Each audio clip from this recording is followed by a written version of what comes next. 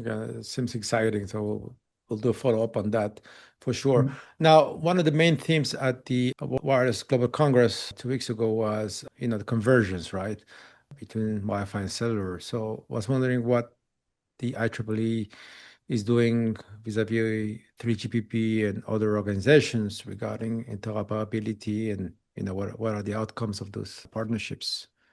Yeah.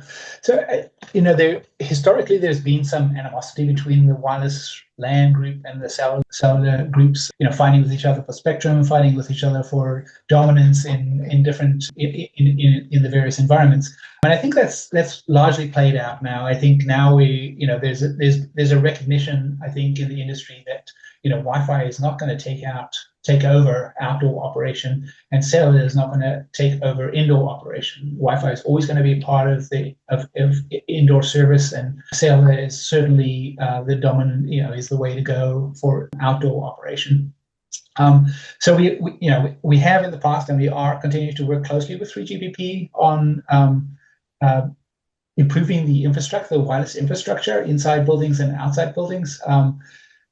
I think it gets better each generation. It was very poor in the early generations with 5G. 3GPP added their untrusted mode of operations where they added a security layer, a tunneling security layer over Wi-Fi. We've seen some problems with that. The overhead associated with that tunneling is not really scalable.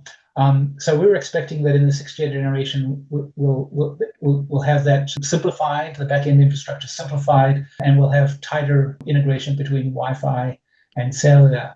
From our side, from the .11 side, we are looking at 3GPP and the kind of the protocols and stuff that they run over their backend, their quality of service protocols and so forth, and adding equivalent support on the .11 side for those mechanisms.